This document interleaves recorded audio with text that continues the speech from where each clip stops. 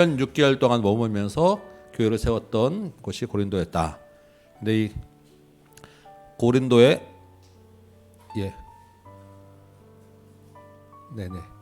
고린도에 그 아볼로라고 하는 분을 목사님으로 이제 보냈었는데, 이 아볼로 목사님은 수사학에 굉장히 능통한, 말을 굉장히 잘하시는 분이어서 고린도 교인들한테 잘 어울릴 것 같다라고 해서 이 아볼로 목사님이 바울이 떠나온 후에 이 고린도 교회 목회자로 보냈는데, 이 아볼로 목사님이 고린도 교회에서 떠나가지고 바울이 에베소에 머무는 동안에 바울한테로 와버렸어요. 고린도 교회하고 이 목회하기가 쉽지 않았다라고 하는 것이 지금 이 문맥상에 나타납니다. 왜냐하면 나중에 보겠지만 아볼로 목사님 보고 다시 이제 고린도 교회 가라니까 나 지금 못 가겠어요. 나중에 마음 좀 정리되면 갈게요. 뭐 이런 얘기를 하거든요. 그래서 뭐가 좀 문제가 있었구나. 고린도 교회가 쉽지 않은 교회구나라는 게 있었고, 고린도 교회에서 또 자기네에 있는 문제들 가지고 이건 어떻게 됩니까라고 바울에게 묻는 편지도 왔었고, 고린도 교회 근로의 집에서 보낸 사람들이라고 하는 여러 사람들이 바울한테 와서 바울에게 우리 교회가 문제가 있습니다라고 하는 소리들이 자꾸 들려서 도대체 이 고린도에 무슨 이야기가 있는가, 무슨 문제가 있었나라는 것들을 이 고린도전서 이제 통해서 살펴볼 텐데, 바울이 우선 자기가 직접 가지 못하니까 디모데에게 1차로 편지를 써서 보낸 것이 고린도전서고, 그것으로 해결되지 않아서 다시 2차, 3차 4번의 편지를 총 보냈는데 그 중에 2번의 편지만 지금 남아있고, 그 중에 하나가 고린도전서, 그 다음이 고린도후서였다. 이런 말씀을 먼저 드렸고, 그러면 고린도 교회를 통해서 드러나는 고린도 교회의 문제들이 무엇인가라는 게 그 다음 페이지에 있죠. 이것들을 이제 가지고 우리가 지난주부터 이제 하나씩 이야기를 해 나가고 있었습니다. 고린도 교회 안에 파벌 간의 갈등이 있었다. 바울파, 아볼로파, 게바파, 예수님파. 그래서 바울이 이야기한 것은 나는 물 주고 아볼로가 뭐 심고 했지만 자라나게 하는 분은 하나님이시다. 내가 십자가에 못 박혔느냐 하면서 바울도 아니고 게바도 아니고 다 예수님 안에서 우리가 하나다라는 이야기를 이제 했었고, 어떤 페류나의 문제, 고린도 교회가 특별히 이 성적 타락이 굉장히 심했던 곳이어서 이 아버지와 그 계모를 두고 아버지와 아들이 서로 관계하는, 근데 그 일이 교회 안에서 뻐짓이 드러나는데 아무도 거기에 대해서 이야기하지 않는 희한한 교회였다. 그래서 바울은 당장 징계해라. 가만두면 안 된다. 누룩을 도려내야 된다. 그렇지만 그것이 그 영혼을 위한 길이다. 이런 얘기를 이제 우리가 지난주에 했었고, 성도 사이에 송사가 일어나는 것에 대해서는 차라리 손해 봐라. 그리고 그거 가지고 교회 안에서 교회 밖에다 자꾸 법적으로 하지 마라. 뭐 이런 얘기들을 같이 나눴었고, 결혼 문제에 대해서도 믿지 않는 자와 불신자의 결혼에 대한 이야기를 하고, 독신에 대해서는 어떤 것인지 이런 이야기들을 이제 지난주에 같이 좀 나눴어요. 그리고 이제 남은 문제들이 뭐 많이 남아 있는데, 이게 이제 8장부터 16장까지 오늘 이야기들 할 이제 제목들입니다. 이런 여러 가지 것들이 우리의 시대에도 지금 비슷한 그 적용해서 형태만 바꿔서 일어나는 것들이기 때문에, 이러한 그 교회 내에서 문제, 신앙생활 하면서 우리가 겪게 되는 문제들을 어떤 원리로 적용할 것인가, 이 원리들을 좀 중심적으로 보시면 됩니다. 근데 대체적으로 그 원리가 비슷한 맥락으로 같이 다 가고 있어요. 그래서 그 원리 몇 가지만 이 가운데서 여러분들이 좀 보시면 될 것 같아요. 간단하게 한번 보도록 할게요. 자, 8장부터 봅니다. 8장의 처음 시작은 우상의 제물에 대하여는 이라고 되어 있습니다. 뭐뭐에 대하여는 이라고 하는 말은 고린도 교회에서 우리 교회에 이런 문제가 있으니까 이것은 어떻게 생각합니까? 라고 편지를 보냈고, 그 문제에 대해서 바울이 대답을 해줬다라는 이야기입니다. 특별히 고린도 교회의 이 우상의 제물에 대한 문제가 조금 대두됐었는데, 이게 뭐냐면 고린도는 그 지역적 특성상 이방신의 신전들이 굉장히 많았고, 이방신을 섬기는 제사가 굉장히 많이 발달했던 곳입니다. 거의 뭐 만신전이라고 할 수 있는, 그냥, 근데 그 많은 그 이방신들의 제사를 드릴 때 거기에 바쳐지는 제물들, 고기들을 가지고 다시 그 고기들이 성전에서 다 못 먹으니까 시장에 다시 흘러나와서 시장에서 그 고기들을 팔게 되는 것이고, 각 신전마다 드려지는 제사 드릴 때 그 고기를 가지고 파티가 열려서 사람들이 거기에 모여서 다 먹고 마시며 지내고 음란한 성적 그 타락들 행위들도 하고 하는 그런 분위기의 문화 속에 있었다라는 거예요. 근데 이제 거기에 교회가 세워지니까 이 사람들 속에 지각이 생긴 것입니다. 우상 숭배하지 말라 그랬는데 그러면 우상에 바쳐진 재물, 그 재물을 다시 우리가 먹는 것은 괜찮은가라고 하는 문제. 그 이 우상의 그 잔치에서 이방신의 잔치에서 섞여서 막 고기를 먹고 하다 보니까 신자와 불신자 간의 구별도 잘 생기지 않는데 그것은 어떻게 할 것인가라는 문제가 이제 교회 안에 생겨난 거예요. 그래서 바울이 이제 대답을 하는데 3절 보면 전제 조건이 이제 이것입니다. 누구든지 하나님을 사랑하면 그 사람은 하나님도 알아주시니라. 그러므로 우상의 제물을 먹는 일에 대하여는 우리가 우상은 세상에 아무것도 아니며 또한 하나님은 한 분밖에 없는 줄 아노라. 이게 첫 번째 전제입니다. 무슨 말이냐면 우상이라는 것은 아무것도 아니야. 하나님은 오직 신은 하나님 한 분밖이야. 그러니까 무슨 말이에요? 우상에게 바쳐졌다고 하는 그 제물도 사실은 다른 신에게 바쳐진 게 아니니까 아무것도 아니야 라고 하는 말이에요. 그러면 큰 원리 안에서는 우상에게 바쳐진 고개든 그냥 아닌 고개든 아무 차이가 없다라는 것입니다. 믿음의 눈으로 바라볼 때는 그거 신경 쓸 거 없다라는 이야기를 하는 거예요. 그것이 신앙 안에 있는 자유다라고 구절에 있는 그런 이제 너희의 자유라고 하는 믿음 안에는 그런 행위와 그런 것에 대한 자유를 누릴 수 있는 영적 자유함이 있다라고 하는 것입니다. 그리스도 안에서. 근데 6절 보니까 그러나 우리에게는 한 하나님 곧 아버지가 계시니 만물이 그에게서 났고 우리도 그를 위하여 있고 또한 한 주 예수 그리스도께서 계시니 만물이 그로 말미암고 우리도 그로 말미암아 있느니라. 하나님 안에서 오직 다 모든 것이 하나님께로 났는데 그러나 7절에 보니까 이 지식은 이 모든 것이 다 하나님께로 났고 하나님이 한 분밖에라는 이 지식은 모든 사람에게 있는 것이 아니야. 사람들이 다 믿음이 있다고 하지만 그것에 대한 분명히 믿음이 없는 사람도 있고 하나님 모르는 사람도 있고 막 섞여 있어. 그러니까 어떤 이들은 지금까지 우상에 대한 습관이 있고 우상의 제물로 알고 먹기 때문에 그들의 양심이 약해지고 그들의 양심에 꺼리낌이 있을 수도 있다라는 것입니다. 8절에 있는 대로 음식은 우리를 하나님 앞에서 우리 그 음식으로 우리가 판단받는 게 아니니까 음식은 사실 상관없는데 그 음식 먹는다고 잘 되는 것 같다는 거 못 되는 것도 아닌데 9절 보니까 그런즉 너희의 자유가 믿음이 약한 자들에게 걸려 넘어지게 하는 것이 되지 않도록 조심하라. 이게 바울이 주는 해결책입니다. 음식 자체에 대해서는 자유함이 분명히 있는데 그 음식을 먹음으로 해서 믿음이 약한 자가 혹시 마음에 상하게 되고 실족하게 되면 그것은 문제 있는 거야. 그러니까 그 약한 자를 고려해서 먹든지 마시는지 해라고 하는 거예요.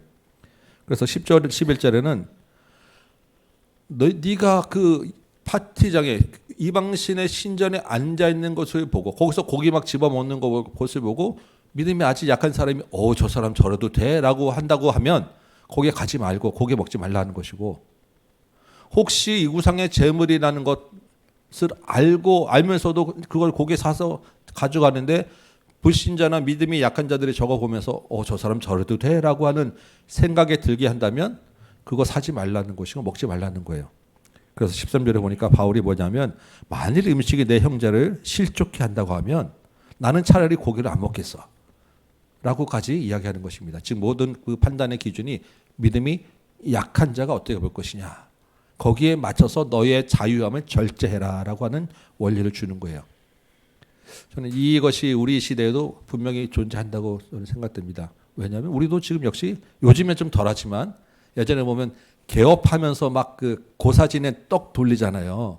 그러면 그 떡을 가지고 먹냐 마냐 가지고 같이 이게 그냥 교회 다니는 사람끼리도 이거 먹어야 돼 말아야 돼 이런 생각도 했었고 그거 관계없이 먹는 사람 보면 저거 먹으면 안 되는데 이런 얘기하는 사람도 있었다니까요.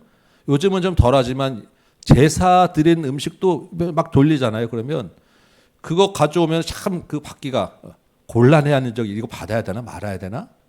이거 사실은 그 음식이 자체로는 아무 문제가 없는 것인데 이걸 내가 받아서 먹고 그러면 저 사람들이 교회 문패 있는데 이거 줘도 되나 말아야 되나부터 시작해가지고 여러 가지 생각들이 있으면서 그거 받음으로 해서 교회 그 사람에 대한 신앙이 판단이 되게 하고 교회 다니는 사람이 저렇게 함부로 하네 라는 소리를 듣게 되기도 하기 때문에 지금도 그런 원리에 따지면 그 믿음의 약한 사람을 고려해서 고사떡을 먹지 않아도 되고 먹지 말고 차라리 받지 말고 이런 것들을 행동하라라는 이야기를 하는 것이고 이것을 조금 더 확대하면 이 시대에 만연한 음주와 담배에 대한 문제도 똑같은 원리로 적용이 되는 거예요.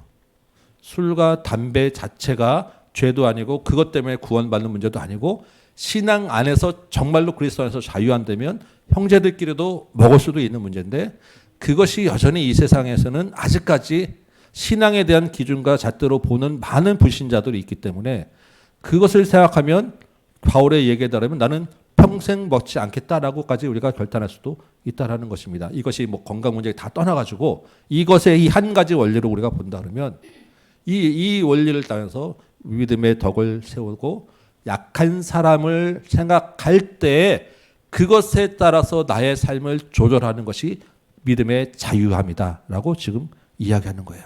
그러면 우리 안에 있는 많은 여러 가지 요소들이 사실 이 원리로 웬만하면 다 해결될 수 있으실 거예요. 그렇죠? 거기에 따라서 적용하시면 되고 9장 보면 이 사도권에 대한 문제가 나옵니다. 바울이 사도냐 아니냐라고 하는 문제인데 이게 왜 그러냐면 바울이 우리가 이제 사도행전이라고 보면 이 고린도 교회에서 사역을 할 때 고린도 교회에서 주는 그 사례비를 받지 않았어요.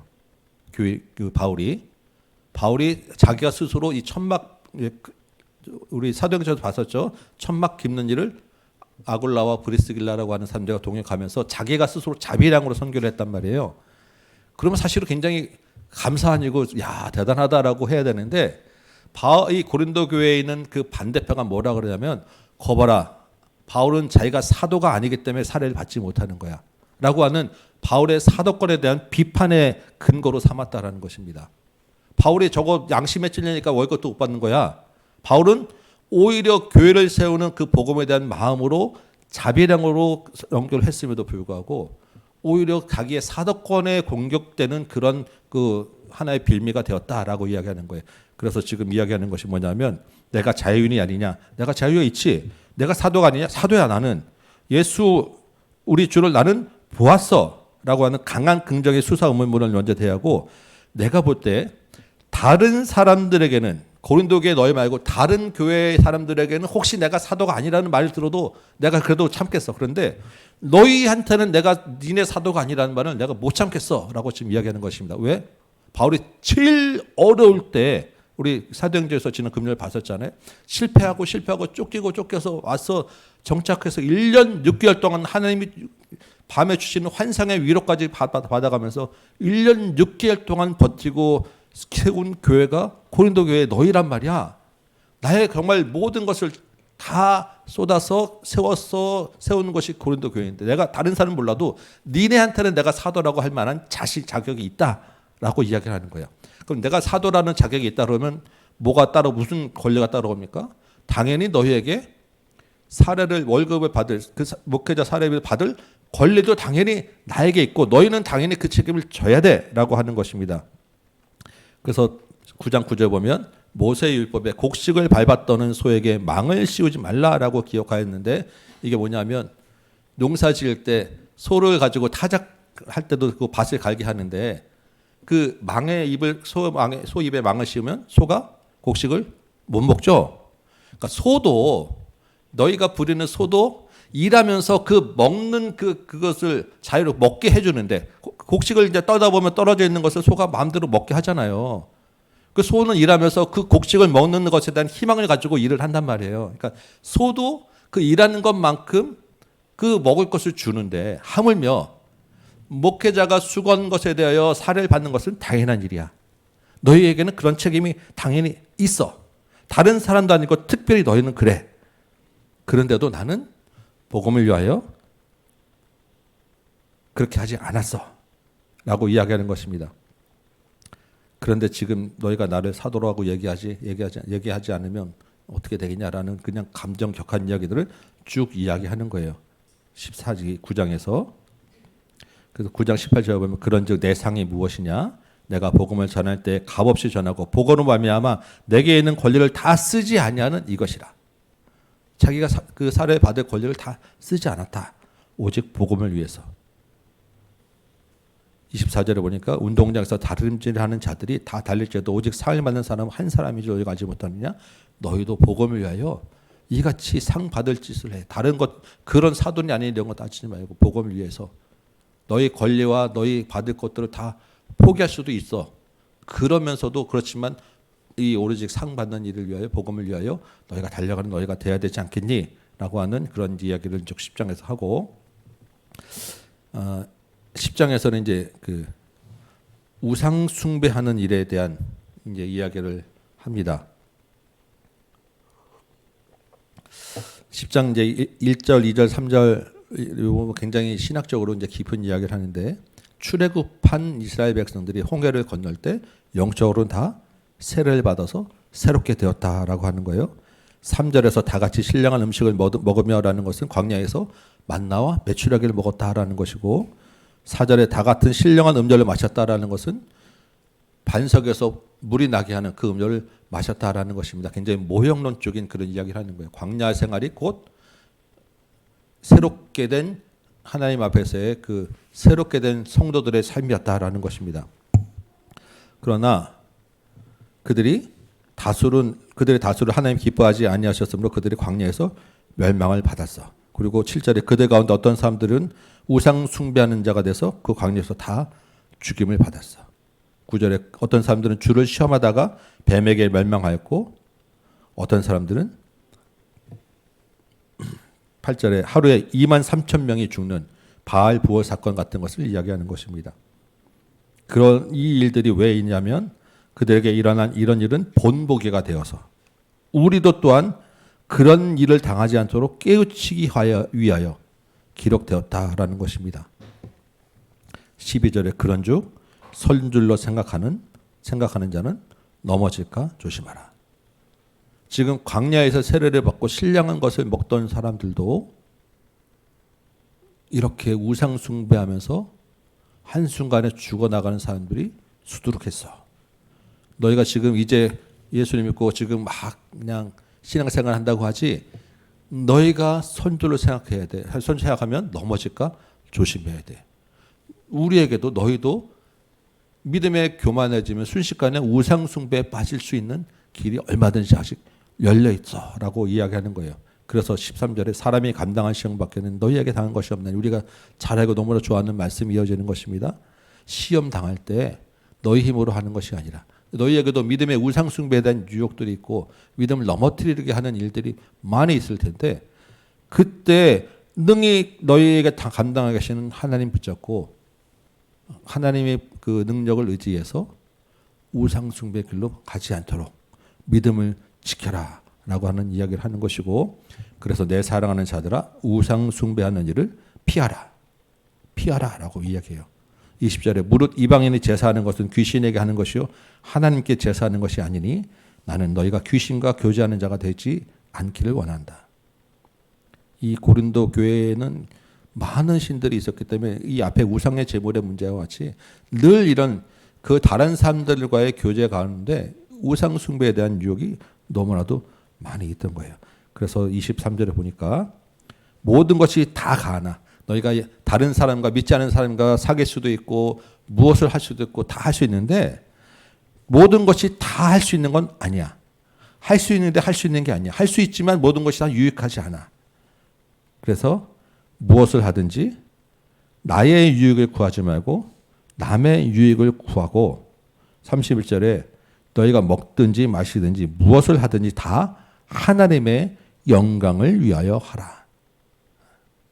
이것이 이 신앙생활에 우리 삶에 주는 가장 귀중한 원리예요. 11장. 이 참 어려운 이제 이야기를 이제 그 우리가 우리의 지금 시대로는 이해하기 어려운 이제 주제를 이제 꺼내는데 고린도 교회 안에서 보니까 여자들이 머리에 무엇인가를 쓰지 않고 예배를 드리는 사람들이 많이 있었다라고 하는 것입니다. 그래서 고린도 교인들이 여자들이 머리를 그냥 풀어 헤치는 것이 좋습니까? 머리에 수건을 써야 되는 것이 옳습니까? 라고 하는 질문을 하는 거예요. 이것은 우리가 이 시대에 고린도 교회의 문화를 이해하지 못하기 때문에 참 이것을 어떤 것이 옳다라고 이야기할 수 없고 왜 이런 이야기가 나왔는지 지금은 여자분들이 여기 교회에서 모자에 머리 쓰냐 안 쓰냐는 지금 아무 문제가 되지 않죠. 남자도 마찬가지고 남자 여기서는 차라리 이 얘기를 하면서 바울이 뭐냐면 남자가 머리를 밀고 예배 드리면 옳겠냐? 그거 옳지 않다라고 이야기하는데 머리 민 사람도 많이 있잖아요. 그 머리가 빠져서 차라리 밀어버린 사람들도 있고 지금은 우리가 뭐 머리 문제 가지고는 사실 교회에서 전혀 문제가 되지 않는데 이것을 이 당시 고린도 교회의 문제 상황으로는 굉장히 큰 문제가 되었다라는 것입니다. 그래서 이 문제를 이야기하면서 바울이 이 영적인 질서에 이르기까지 사람의 본성에 이르는 문제까지 이야기를 하면서 이 문제에 대해서 결론은 여자는 머리에 무언가를 쓰라라고 이야기를 해요. 그러면 우리가 지금은 우리 다 써야 되나라고 하는 것으로 받지 아니고 그 당시의 문화에 따른 이야기로 받아들이는 것이 좋겠다라고 이야기합니다. 아마도 이 머리에 여자들이 머리에 쓰지 않는 쓰고 안 쓰는 문제는 그 당시에 문화를 볼 때 이 이방신의 여사제들이 이방신에서 그 있는 여자 많은 그 여사제들이 그 사람들이 실제로는 그 이방신을 제사하는 일만 하는 게 아니라 일종의 그 이후에 그 시장의 창녀 같은 일들을 많이 했던 거예요. 근데 그 이방신의 그 옛날에 여자들은 다 옛날 보면 막 그 유대인들도 머리에 막 다 쓰고 있잖아요. 그러니까 머리를 가리는 것이 일종의 그 자신의 부끄러운 것을 가리는 것으로 인식이 되었던 시대에 시장 그 사제들은 이제 남자들을 유혹하면서 머리를 풀어헤치는 것으로 성적인 유혹을 하는 그런 모습을 보였는데 이게 신앙의 자유함이라는 것이 들어가 버리니까 머리에 모자 쓰고 하는 게 갑갑하고 여자들도 이걸 풀어헤침으로 자기의 어떤 그 외모를 좀 드러내고 싶은 마음들이 막 있다 보니까 예배 시간에 머리에 풀어헤치고 예배 드리는 사람이 많아졌기 때문에 그것으로 인하여 많은 사람들이 불편함을 가져오고 그것 때문에 교회 안에서 신경 쓰이고 여러 가지 문제들이 발생했다라는 것이 이 안에 있는 배경이에요. 그러니까 사도 바울은 그 부끄러운 것을 하려면 집에 가서 하고 교회 안에서는 공동체 안에서는 부끄러운 것은 가려야 돼. 그 당시에 남자들이 또 머리를 미는 것 또한 이 머리에 대한 것이 부끄러운 일이었기 때문에 여자들이 풀어헤친다고 남자들까지 다 머리 밀고 오면 되겠니? 그러면 안 되잖아. 근데 공동체의 덕을 위해서 머리를 갔으면 가려라고 하는 이야기를 하면서 남자의 머리는 그리스도고 여자의 머리는 남자다라고 하면서 얼핏 보면 남녀 간의 차별과 남녀 간의 그 수직적인 그런 지위를 이야기하는 것 같은 그런 말씀들을 많이 하고 있는데 바울이 기본적으로 이야기하는 성경의 이야기는 갈라디아서나 이런 데 보면 다른 구절에도 남자와 여자가 다 차별이 없다. 그리스도 안에서 하나다라는 게 전제인데 그 하나다라고 하는 전제 안에 남자와 여자의 역할에서는 다르다. 남자와 여자에게 하나님이 주신 본성은 다르다라는 것을 지금 이야기하고 있는 것입니다. 그래서 이 여자분들이 이 고린도서 11장도 있고 그 뒤에 13장, 14장도 보면 여자분들이 좀 실족할 수만 있을 만한 아니 왜 이런 여자를 너무 차별하는 거 아니냐라고 하는 구절들이 있어요. 바울이 대놓고 여자는 남자에게 그 질서의 그 여자의 머리는 남자야라고 하는 이야기를 하기 때문에 근데 그것이 교회의 머리가 그리스도인 것처럼 그러면 그 그리스도를 남자에게 비유하고 교회를 여자에게 비유하는 그러한 그 모형론적인 설명을 하고 여자의 본성에는 남자와 다른 본성들을 주셨다라는 이야기를 하는 것이지 남자의 차별에 대한 이야기를 하는 것은 아니다라는 것을 여러분 좀 분별해서 읽으시기 바라고 11장 16절에 있는 대로 이러한 논쟁하려는 생각을 가진 자가 있을지라도 우리에게는 하나님의 모든 교회는 이런 관례가 없느니라. 그래서 이 교회의 어떤 그 질서를 위해서는 그 당시의 문화와 전통도 인정되었다라는 것을 조금 생각해 주시기 바라고 17절에 있는 문제는 이 성만찬에 대한 문제인데 실제로는 성만찬과 예수님이 정하신 성찬과 애찬의 문제, 우리도 식사하잖아요 점심 때 교인들이 모였을 때 밥 먹는 문제하고 이 고린도 교회들이 혼동을 했던 것 같아요. 그래서 이 밥 먹는 이 교회가 모였을 때 이 밥 먹는 것 때문에 이 고린도 교회 안에서 또 하나의 문제가 생겼어요.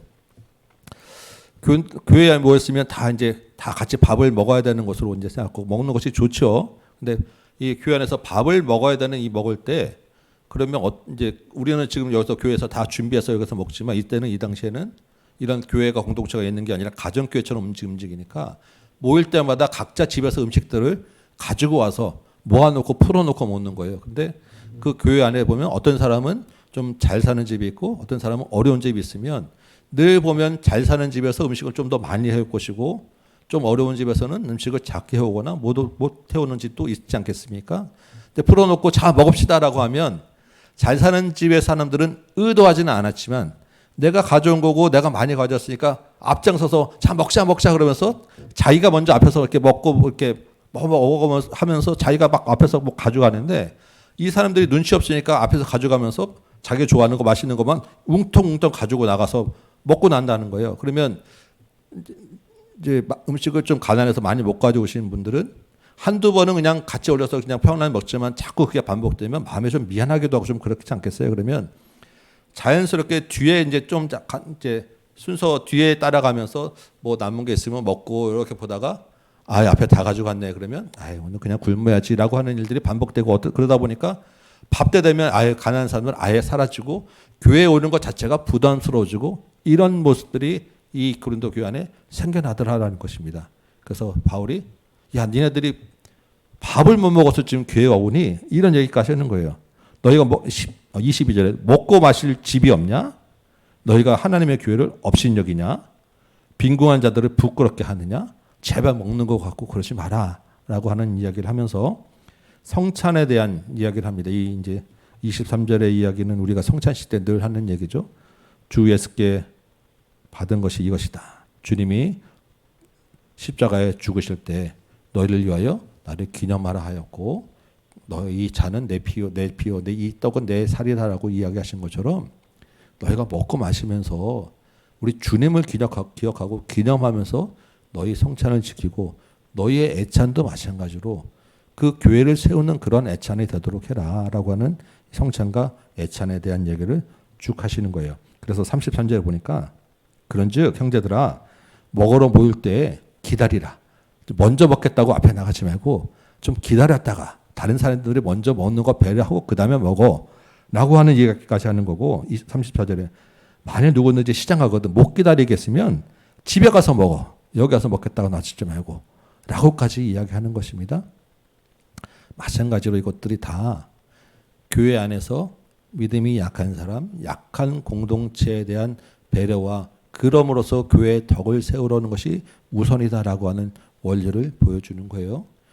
우리는 뭐 밥 먹을 때 누가 먼저 먹는다고 이렇게 덕하지는 않으니까 먼저 드셔도 상관없는데 그래도 항상 혹시 누가 먹지 않는지 혹시 누가 다른 것 내가 이렇게 앞서서 하자라고 하면서 다른 사람에게 오히려 혹시 덕이 누가 되지는 않는지 이런 것들을 좀 살피고 돌아볼 필요가 있어요. 교회 안에서 나보다는 항상 다른 사람들의 형편과 유익을 먼저 생각하라라는 것이 기본적인 큰 흐름의 원리입니다. 교회 공동체의 원리 안에서는 12장은 이 은사들에 대한 이야기를 하는 거예요.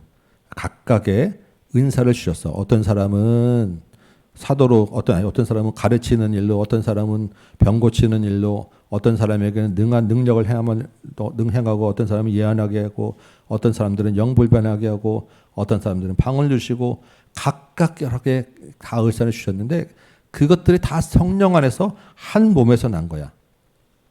4절에 보니까 은사는 여러 가지나 성령은 같고, 직분은 여러 가지나 주는 같고, 사역은 여러 가지나 모든 것을 모든 사람 가운데 이루시는 하나님은 같아. 고린도 교회 안에는 특별히 이 영적 은사들이 굉장히 많이 좀 활발했던 것 같아요. 그래서 방언하는 사람도 많고 어떤 사람은 나는 예언을 받았어라고 막 얘기하고 이런 신비한 영적인 은사들이 많았던 것 같은데 그런 은사들이 다 너 그 사람이 제일 뛰어난 게 아니라 다 똑같이 다 그리스도에서 난 것이니까 다 한 몸이야. 11절에 이 모든 일은 같은 한 성령이 행하사 그의 뜻대로 각 사람에게 나누어 주신 것이니까 그 은사 가지고 자랑하지 마라. 12절에 몸은 하나인데 많은 지체가 있고 몸의 지체가 많으나 한 몸인 것 같이 이게 그리스도에게도 그래 똑같아. 유대인이나 헬란이나 종이나 자유인이나 다 한 성령으로 세례받은 다 같은 한 몸이야. 지체 중에 누가 아프다고 해서 발이 돼 나는 손이 아니니 몸에 붙지 아니었다 할지라도 몸에 붙지 아니하는 것이 아니지 않겠니? 라고 하는 이야기를 쭉 설명을 합니다. 그래서 26절에 보니까 만일 한 지체가 고통을 받으면 다른 지체도 함께 고통을 받는 것이야. 너희는 그리스도의 몸이고 지체의 각 부분이야. 그러니까 서로 잘났다고 내세우지 말고 싸우지 말고 31절에 너희 중에 더욱 큰 은사를 사모해. 니네가 받은 은사가 제일 크다고 자랑하지 말고 그거 말고 더 큰 은사를 사모해. 내가 가장 좋은 은사, 좋은 것이 무엇인지 보여줬어 라고 하면서 그 가장 큰 사모해야 될 은사가 뭐냐면 사랑의 은사라는 거예요. 그게 13장에 있는 이야기입니다. 너가 방언을 할지라도 사랑이 없으면 그것은 아무것도 아니고 네가 예언을 하고 산을 옮길 만한 능력을 나타내고 기적을 일으킬지라도 너 안에 사랑이 없으면 그것은 아무 소용이 아니야. 사랑은 오래 참고 온유한 것이야. 여러분, 사랑은 오래 참습니다. 우리 서로도 여러분들 스스로 우리끼리도 좀 오래 참아주시기 바라고, 부족한 사람이 여기에 있다고 해서 좀 오래 참아주시기를 바라고, 우리 안에 사랑이 있으니까. 그래서 사랑이 가장 큰 은사야. 믿음, 소망, 사랑 이 세 가지는 항상 있을 것인데 그 이야기는 믿음이 사랑보다 떨어지고 소망이 사랑보다 떨어졌다는 이야기 아니에요. 교회 안에서 우리가 믿음으로 행하고 소망으로 행하고 다 할 수 있고 다 하는데 그 안에서 우리가 사랑으로 그 사랑이라는 것이 하나님을 사랑하고 예수 그리스도를 사랑하고 형제를 사랑하는 것이 우리 안에 있을 때 그것이 참 믿음이 되는 것이야. 그 사랑 안에서 소망이 있는 것이야. 사랑과 떨어져서 각각 믿음 따로 소망 따로 사랑 따로가 아니야 라고 하는 이야기를 분명히 하는 것입니다. 아까 오늘 설교도 여러 가지 말씀을 드렸지만 여러분이 무엇을 하나님 앞에 주인 삼든지 어떤 것을 드리고 무엇을 하든지 간에 사랑이 가장 그 안에 있어야 된다. 내가 하나님을 사랑하기 때문에 내가 예수님을 사랑하기 때문에 헌금도 하고 11조도 하고 주일 성수도 하고 교회 나와서 말씀도 듣고 하는 것이다 라는 것을 꼭 기억하셔서 가장 큰 은사 예수께서 우리를 사랑하시고 하나님 우리를 사랑하셨기 때문에 지금 이 자리가 있는 것이다 라는 것을 생각하시기 바라요. 그래서 14장에 사랑을 추구하면서 사랑이 가장 큰 은사인데 그 사랑의 은사 가운데 혹시 너희들에게 두드러진 은사가 있으면 그것은 이렇게 해라고 하면서 대표적으로 이야기하는 게 고린도 교회의 대표적인 문제가 방언하는 문제가 고린도 교회에서 문제가 됐었어요. 지금도 사실 방언은 교회 안에서 여전히 많은 논란거리 중에 하나입니다. 방언이 옳다, 나쁘다, 방언은 성경적이다, 성경적이지 않다.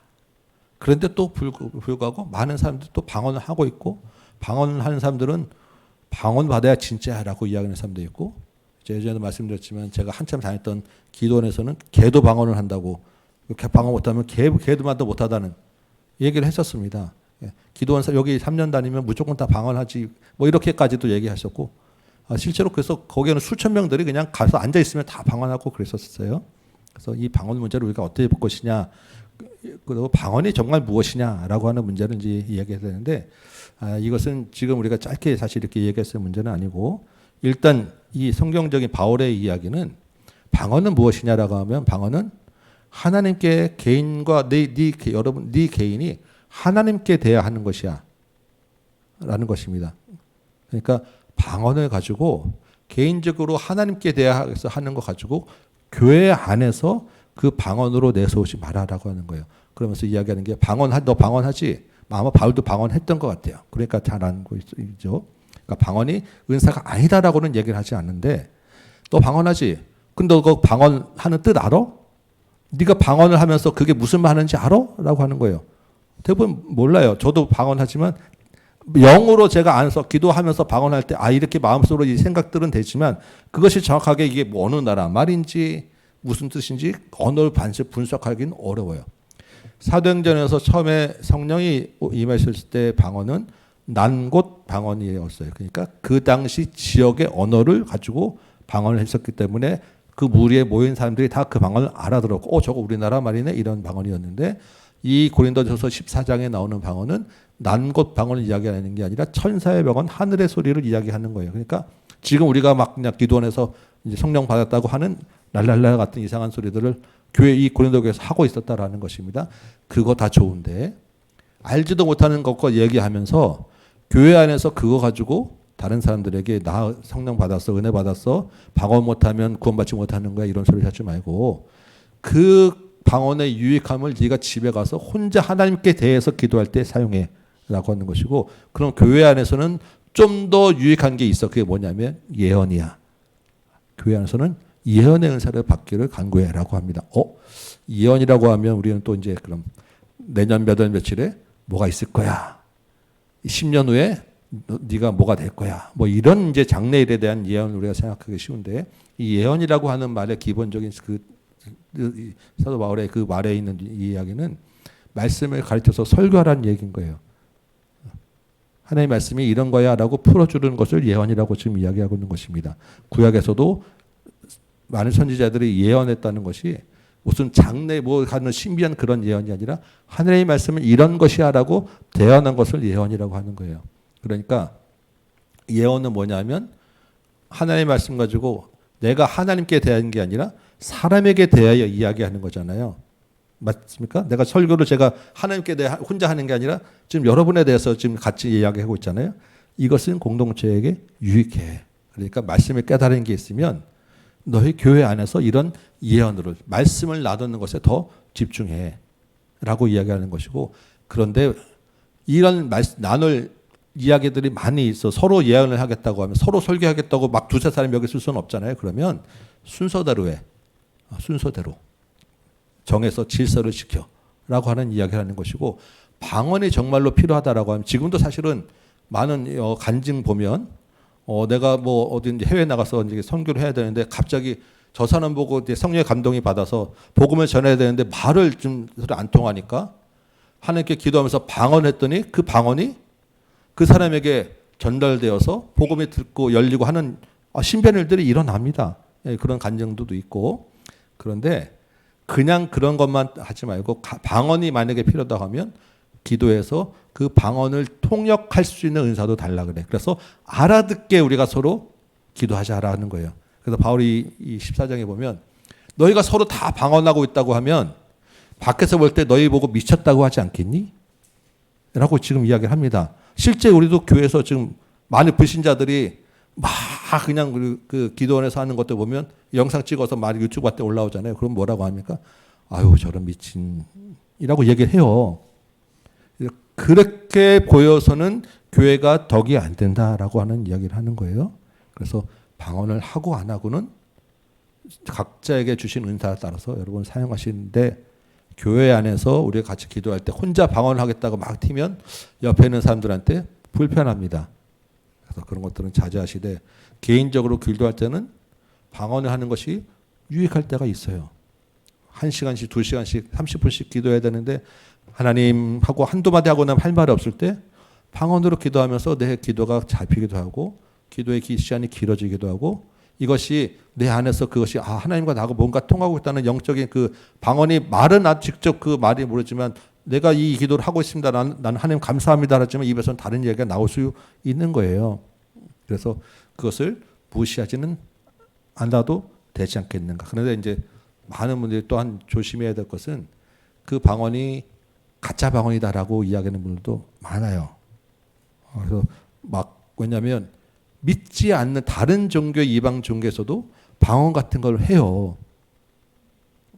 실제 다른 이방 종교에서도 기도하는 그 예식 가운데 막 자기끼리 막 그런 우리가 하는 방언을 합니다. 그래서 우리도 그 방언을 너무 믿고 따라가다 보면 사단이 주는 그러한 사단의 방언을 하면서 내가 신앙 좋다, 내가 하나님과 기도하고 있다라고 착각할 수 있는 요인도 있어요. 그래서 방언을 너무 이렇게 따라가지는 않는 것이 좋겠다라고 하는 생각은 듭니다. 요거는 나중에 이제 요 정도에서 방언과 예언에 대해서 사도 바울이 분명히 이야기하는 것은 무엇이 교회에 유익하고 무엇이 각자의 신앙에 유익한지에 따라서 해라. 그래서 가급적이면 공동체 안에서 유익하는 것이 훨씬 유익해. 방언하지 말고 여기 보면 세 사람, 네 사람, 다섯 사람이 성경에 대한 자기 이야기하는 게 훨씬 유익해. 라고 지금 이야기하는 거예요. 우리 목장에서 여러분 나누시면서 방언하면 곤란하지 않겠습니까? 그런 이야기를 하면서 무엇이 더 우리의 신앙에 더 유익한지라는 것을 보고 이야기하면 좋을 것 같아요. 15장에서는 그리스도의 부활에 대한 이야기를 하는 거예요. 우리가 부활하면 우리는 어떻게 되는가라는 것인데 이 부활에 대한 문제도 고린도 교회 역시 큰 이슈 중에 하나였다는 것입니다. 왜냐하면 이방신에서는 부활했다는 신이 없잖아요. 그러니까 이 부활이라는 것이 도대체 진짜 부활 맞냐? 죽은 다음에 어떻게 되는 것이냐? 그리스도의 부활이라는 것이 굉장히 신비한 것에 대해서 부활은 실제로 부활은 없다라고 하는 이야기들이 아마 고린도 교회에 많이 있었던 것 같아요. 근데 바울이 이야기합니다. 부활이 없다고 하면 너희 믿는 것은 헛것이야. 그래서 우리가 최근에 우리 성경 공부하면서도 다 하셨죠. 십자가까지는 잘 오는데 부활까지는 잘 안 가는 우리 신앙이 있어서 그래서 맨날 십자가 앞에서 우리 울고만 하면 끝나는데 사실 십자가라고 하는 것은 부활이 있을 때 진짜 십자가가 의미가 있는 것이지 부활 없는 십자가는 예수님이 자기 죄로 죽은 것이야 라고 하는 이야기가 15장이에요. 그래서 우리는 늘 예수님의 십자가 사건은 부활로 끝나야 우리에게 의미가 있어요.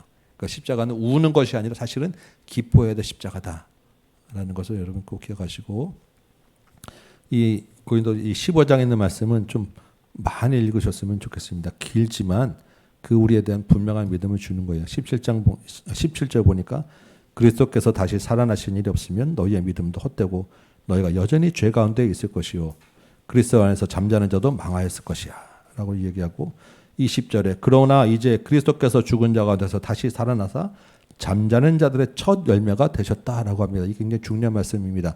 그리스도께서 부활의 첫 열매가 되셨다라고 하는 말은 무슨 말이겠어요?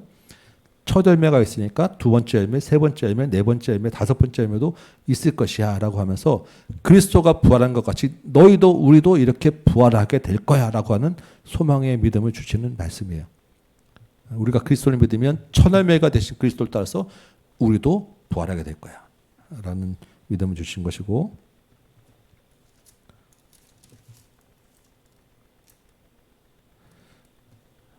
쭉 넘어와서 57절 볼까요? 우리 주 예수 그리스도로 말미암아 우리에게 승리를 주시는 하나님께 감사하노니 우리에게 왜 승리가 있냐?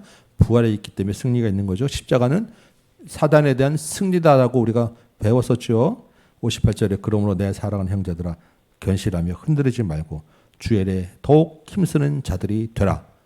부활하니 많이 가지고 흔들리지 말고 믿음이 흔들리지 말고 분명한 부활 신앙을 가지고 교회를 세우는 일에 영혼을 구원하는 일에 더욱 힘쓰는 자가 되라. 왜냐하면 너희는 부활했기 때문에 그 부활한 자의 수고가 주 안에서 결코 헛되지 않을 거야 라고 하는 소망의 말씀을 우리 58절 말씀 기억하시기 바라요.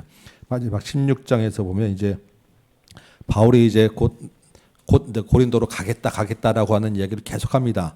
그래서 계속 하면서 한동안 안 가고 있기 때문에 고린도 교인들이 왜 안 오는 거야 하면서 이제 나중에 또 이제 그 바울을 공격하기도 하는데 가는데 뭐 때문에 가냐면 가서 헌금 거둘 거야라고 하는 이야기를 하는 거예요.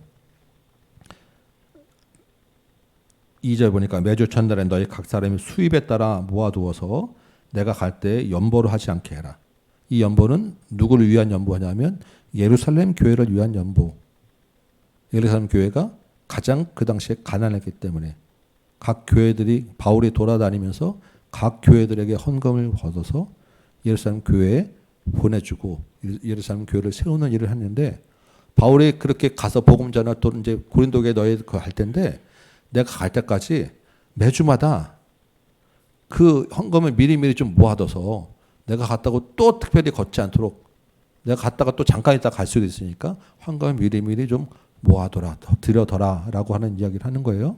각자 정한 대로 마음에 들인 대로 너희가 구원을 받은 그 사랑의 빚진 자가 되었으니 그 빚을 실제적인 물질로 갚아라 라고 하는 이야기를 하는 것입니다. 그리고 이제 10절에 보니까 내가 이 편지를 디모데한테 줘서 보내니까 디모데가 가거든 디모데 말 잘 듣고 이 말씀 따라서 힘쓴 자가 돼. 그리고 12절에 아볼로 목사님에 대해서는 지금 내가 너희에게 가라고 얘기는 하는데 지금은 아볼로가 갈 뜻이 전혀 없다고 하니까 나중에 기회 되면 갈 거야라고 이야기를 하죠. 아볼로가 지금 마음이 몹시 상한 상태에 있는 거예요. 17절에 보니까 내가 스데바나와 브드나도와 아가이고가 온 곳을 기뻐하느니 그 사람들이 와서 고린도 교회 소식을 막 전해줬던 거예요. 그들이 나와 너희의 마음을 시원하게 했으니 그러면 너희는 이런 사람들을 알아주라. 이야기하고 서로 문안하면서 21절에 나 바울은 친필로 너희에게 문안하노니 이 편지가 내가 쓴 거 진짜 확실한 거야 라고 바울의 그 악필에 대한 말씀 잠깐 드렸었죠. 만약 누구든지 주를 사랑하지 아니하면 저주를 받을지어다. 우리 주여 어서 오시옵소서. 주 예수의 그리스도의 은혜가 너희와 함께하고 나의 사랑이 그리스도 안에서 너희 무리 함께할지어다라고 축복하며 고린도에 보내는 첫 번째 고린도전서를 마치게 됩니다. 여러 가지 문제들에서 간단하게 짚어봤지만 큰 원리는 사실 거의 똑같아요.